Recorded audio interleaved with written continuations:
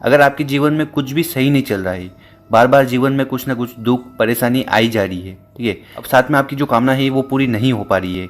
अब वो कामना धन को लेकर हो सकती है, व्यापार को लेकर हो सकती है, या नौकरी में तरक्की नहीं हो रही है। नौकरी तो मिल गई पर उसमें तरक्की नहीं हो रही है, बहुत सालों से काम कर रहे हैं, या फिर आपके घर में क्लेश है, छोटी छोटी बातों पर लड़ाई झगड़ा होता रहता है। तो ऐसी कौन सी भी समस्या है, उनके लिए इस उपाय को करना है। तो पूज्य गुरु जी की कथा को सुनकर ही ये उपाय बहुत अच्छे से समझाएंगे। उसके पहले इस वीडियो को लाइक कर दें, चैनल पर नए हो तो सब्सक्राइब जरूर करिएगा। देखिए, इस वीडियो में हम आपको दो उपाय बताने वाले हैं। तो एक होगा धन प्राप्ति के लिए और दूसरा होगा मनोकामना पूर्ति के लिए। तो आपके जीवन में जो भी दुख परेशानी समस्या झंझट है वो सारी खत्म हो जाएगी, ठीक है। तो सबसे पहले उपाय जान लेते हैं धन प्राप्ति के लिए। मतलब कि आप इस बात को लेकर परेशान रहते हैं कि आपके घर में माता लक्ष्मी का बिल्कुल भी वास नहीं है। साथ ही साथ आप बहुत सालों से नौकरी कर रहे हैं पर उसमें आपको प्रमोशन नहीं मिल रहा है, या आपका व्यापार नहीं चल रहा है, ठीक है। तो कामना पूर्ति के लिए आपको इस उपाय को जरूर करना है। तो इस उपाय में जो सबसे पहले सामग्री हमें चाहिए वो है बेलपत्र। तो आपको इस प्रकार से बेलपत्र ले लेनी है। कितनी लेनी है? आपको 5 बेलपत्र लेनी है, ठीक। तो 5 बेलपत्र ले लीजिएगा। और हर बार हम बताते हैं कि जो बेलपत्र आप लो वो कहीं से भी खंडित नहीं होने चाहिए। खंडित मतलब बहुत सारे बेलपत्र में इस तरह से छेद होते हैं, ठीक है, या फिर कहीं से कटी पीटी होती है। तो ऐसी बेलपत्र आपको नहीं लेनी है। गुरुजी कहते हैं कि अगर आपको बेलपत्र नहीं मिले तो शिव मंदिर में जाकर शिवलिंग से बेलपत्र उठाइएगा, शुद्ध जल से धोइएगा और पुनः उसका उपयोग कर लीजिएगा। इसके बाद जो अगली सामग्री है वो है जल का लोटा। तो आपको क्या लेना है? जल का लोटा, ठीक है। तो तांबे का लोटा ले लेना और इसमें आपको अपने घर से जल भर लेना, ठीक। फिर इन सामग्री को लेकर आपको पहुंच जाना है शिव मंदिर, ठीक। सुबह जाना चाहो तो सुबह जा सकते हो, शाम को जाना चाहो तो शाम को चले जाइएगा। शिव मंदिर में जाकर सबसे पहले नॉर्थ डायरेक्शन उत्तर दिशा की तरफ मुंह कर खड़े हो जाना है। इसके बाद क्या करना है कि आपके पास जो बेलपत्र है, कितने बेलपत्र है? 5 बेलपत्र। तो इन 5 बेलपत्र को आपको एक विशेष तरीके से शिवलिंग के ऊपर समर्पित करना है, अपनी कामना अपनी समस्या का स्मरण करते हुए। तो आपको पहली जो बेलपत्र है उसको उठाना है और उसको आपको समर्पित करना है माता अशोक सुंदरी वाली जगह पर, ठीक है। तो दोनों जलाधारी के बीच में ये जो मोटी सी लाइन है, ठीक, ये है माता अशोक सुंदरी वाली जगह, जो कि शिव जी की सबसे छोटी और प्रिय बेटी है। तो यहाँ पर आपको सबसे पहले बेलपत्र समर्पित करना है श्री शिवानमस्तुभ्यम का स्मरण करते हुए। इसके बाद जो दूसरी बेलपत्र है उसको आपको समर्पित करना है गणेश जी के स्थान पर, ठीक है। तो शिवलिंग का जो सीधा वाला भाग है यहाँ पर आपको उस बेलपत्र को समर्पित करना है श्री शिवानमस्तुभ्यम का स्मरण करते हुए। इसके बाद जो तीसरी बेलपत्र है उसको आपको समर्पित करना है माता के हस्त कमल पर, जो कटी भाग होता है यहाँ पर। इसके बाद चौथी बेलपत्र आपको समर्पित करना है शिवलिंग के ऊपर, ठीक। और जो 5वीं बेलपत्र है उसको उठाकर आपको जाना है नंदी जी के पास में, ठीक है। तो शिव मंदिर के बाहर जो नंदी जी विराजमान होते हैं उनके पास जाइएगा और उनका जो उठा वाला पाँव होता है वहाँ पर आपको 5वीं बेलपत्र समर्पित कर देना है। तो इस प्रकार से आपको 5 बेलपत्र समर्पित करना है। और यहाँ पर जब बेलपत्र समर्पित करो तो उसका एक तरीका है। माता अशोक सुंदरी वाली जगह पर बेलपत्र समर्पित करोगे, इसकी डंडी बाहर की तरफ होगी, पत्ती शिवलिंग की तरफ होगी। गणेश जी के स्थान पर समर्पित करोगे, इसकी जो पत्ती होगी वो शिवलिंग की तरफ होगी। माता अशोक सुंदरी वाली जगह पर समर्पित करोगे तो इसकी जो डंडी होगी वो बाहर की तरफ होगी। और शिवलिंग पर जब आप बेलपत्र समर्पित करोगे, इसकी जो पत्ती होगी आपकी तरफ होगी और इसकी जो डंडी होगी वो बाहर की तरफ होगी, ठीक। और यहाँ पर ये जो 5 बेलपत्र आप समर्पित कर रहे हो, इन 5 बेलपत्र को उल्टा समर्पित करना है। मतलब कि जो चिकने वाला भाग है वो शिवलिंग से स्पर्श होना चाहिए, ठीक। और नंदी के उठे हुए पाँव पर समर्पित करोगे तो इसकी जो पत्ती होगी वो शिवलिंग की तरफ होनी चाहिए। तो इस प्रकार से आपको 5 बेलपत्र समर्पित कर देना है। और इसके बाद जो जल का लोटा आप अपने साथ लाए हो उसको आपको उठाना है और उसको आपको शिवलिंग के ऊपर समर्पित कर देना है श्री शिवानमस्तुभ्यम का स्मरण करते हुए। तो 5 जगह बेलपत्र समर्पित करने के बाद 1 लोटा जल शिवलिंग के ऊपर आपको समर्पित करना है, ठीक।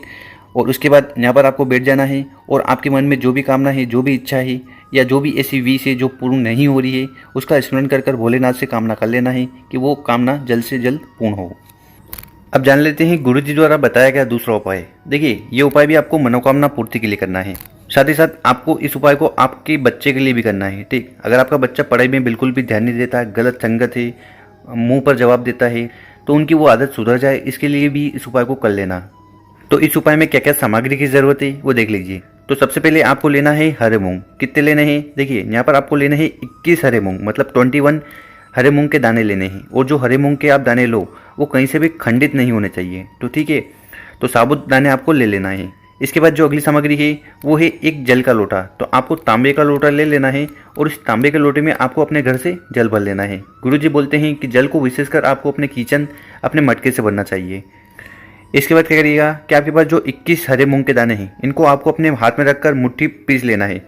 पीस कर क्या करिएगा कि आपको अपने पूरे घर में, मान लीजिए ये आपका घर है, ठीक, सपोज करो ये आपका घर है, ठीक, तो इस घर में आपको पूरे घर में घूम जाना है, ठीक, पूरे घर में घूम जाना।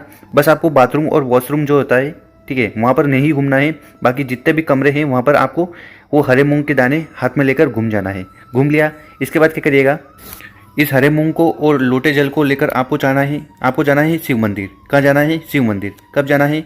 इस उपाय को आप प्रदोष काल में करते हो तो बहुत ज़्यादा लाभ देखने को मिलेगा, ठीक है। और अगर आपको प्रदोष काल में समय नहीं मिले तो इस उपाय को फिर आप सुबह भी कर सकते हो। शिव मंदिर में जाकर सबसे पहले उत्तर दिशा की तरफ मुंह कर कर खड़े हो जाना है, ठीक। अब यहाँ पर क्या करिएगा कि जो आप अपने साथ हरे मूंग लाए हो, ठीक, उनको आपको वापस अपने मुट्ठी में ले लेना है और उनमें थोड़ा सा आपको जल डाल देना है। क्या करना? हरे मूंग पर आपको थोड़ा जल डालना, क्योंकि कोई भी सूखी चीज़ शिवलिंग पर नहीं चढ़ाई जाती, इसलिए उनको थोड़ा आपको भिगो लेना है जल से। हरे मूंग को भिगो लिए, अब क्या करना, उनको आपको उठाना है और उनको आपको शिवलिंग के ऊपर समर्पित करना है। सारे मूंग के दाने को समर्पित नहीं करना है, मात्र 7 हरे मूंग को आपको यहाँ पर समर्पित करना है, ठीक है। अगर आप 21 हरे मूंग के दाने को ले गए हो तो 7 को यहाँ समर्पित कर दीजिएगा। अगर 31 ले गए हो तो फिर आप अपनी इच्छा अनुसार शिवलिंग के ऊपर हरे मूंग समर्पित कर दीजिएगा। और समर्पित करते समय आपकी जो भी विशेष कामना है, इच्छा है, वो भी वहाँ पर आपको कह देनी है, ठीक है। इसके बाद जो 7 हरे मूंग के दाने हैं उनको आपको उठाना है और बाहर जो नंदी जी विराजमान होते हैं उनके उठे हुए पाँव पर आपको 7 हरे मूंग के दाने समर्पित कर देने हैं। तो अभी तक हमने 2 जगह हरे मूंग को समर्पित कर दिए, ठीक।